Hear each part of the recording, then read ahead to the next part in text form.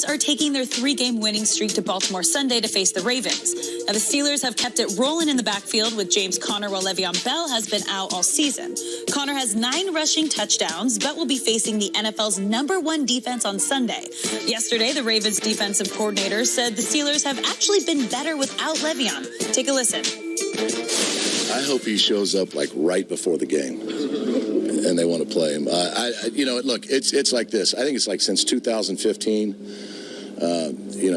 If you look at their stats, there's a lot of stats in different categories that the Steelers are actually better without him. They're better in those categories since 2015 without Le'Veon. So that might be why he's riding a jet ski down in Miami right now. I don't know.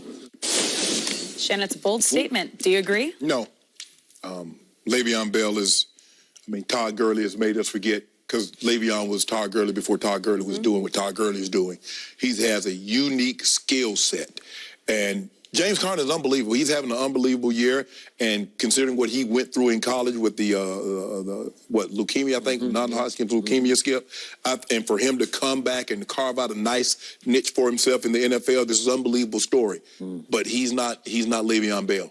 And sometimes, Skip, we get so caught up in numbers where you see what he's doing, and Le'Veon only had 3 touchdowns, and he had 6, and Le'Veon only had one 100-yard rushing game, and he has 4. Come on, stop.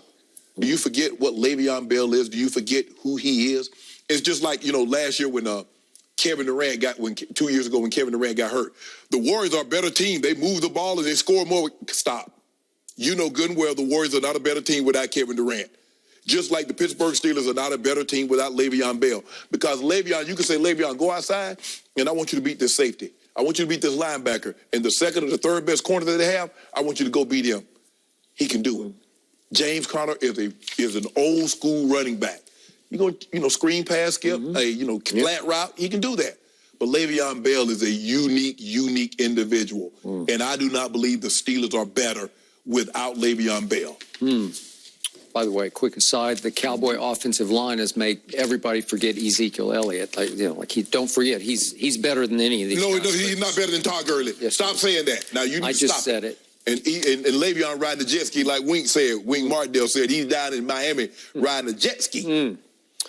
So, do I think James Conner in a vacuum is better than Le'Veon? I do not. Do I think James Conner is a better fit for these Steelers? I do. Monetarily, he is. No, I'm just talking about in production and in personality. James Conner will give you an honest day's work every Sunday. He just comes and he keeps his head down, and the numbers are the same. He's actually a little better. We don't need to go through all of them, and you can say you can make stats dance however you want to make them dance, but again, James Conner hasn't been bad. He hasn't been a bust. No. He's been phenomenal. He's carried his weight here. Yes, absolutely. And again, I like the fit better because it's hard on offense when you have 2 sort of prima donna superstars in Le'Veon and AB, because they both care about their stats as much as they do about winning. I'm not saying they care about stats more, but it's close with both of them. And if they don't get their stats, they're not going to be happy. Even if you win sometimes, they're not going to be really happy with the win because they didn't get their numbers. Yeah, O'Bannon diva too now. Don't sleep on O'Bannon. Okay. You know what? I'll give you that. That is true.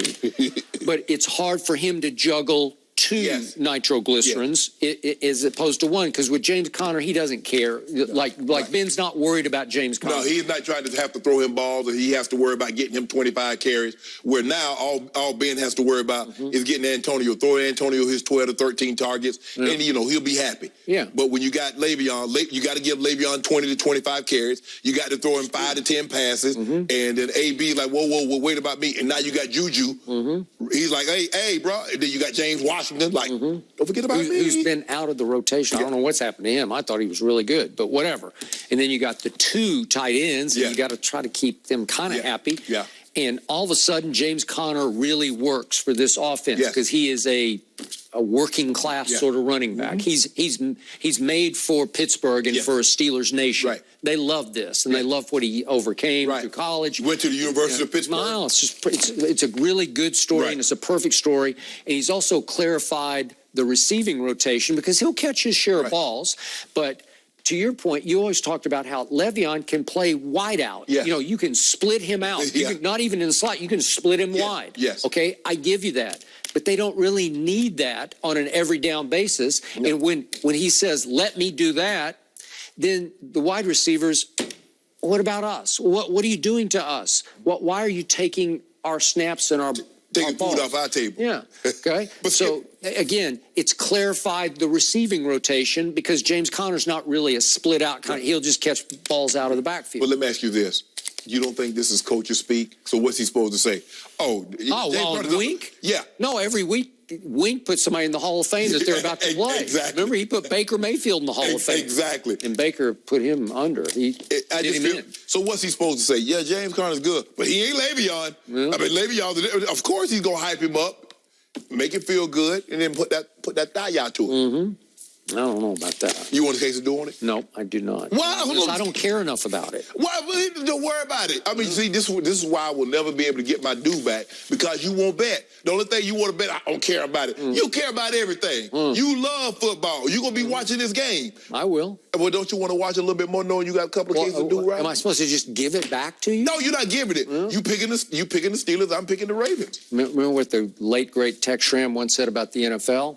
That you can't legislate intelligence. So I can't legislate it on this show. You make foolish bets. I can't stop you. No. I can't legislate. I can't make rules that you can't make foolish bets. So I don't make bets on things I don't care about. So what? So in other words, what you're telling me, I'm going to have to get every case back by betting on the Cowboys. Because seemingly that's the only thing you care about. I care about a lot of different things. No, you don't. And Tom Brady. Oh, do we got due on this one? Yeah, we have some other outstanding bets. Oh, you want due on this? Yeah. I'll do one case on there this. You go. Yeah, okay. Yeah. You don't say that with any conviction. Yeah. I think you just walked right into your own trap. No. I want a case of due. Do you? Yeah, we get it down to 8. After you slept on it, had a vision from above? We got a case of due on Saturday night. We have no due. Hold on. What about LeBron going to Portland? No. But in Portland. He already lost there once. Okay, that's what Surely can get even. That's what I'm saying. That's what we'll get that due. No, sorry. Out. 9 cases. Well, speaking of that, Aaron Rodgers pulled the upset over Tom Brady on Sunday. We'll discuss that with Rob Parker next.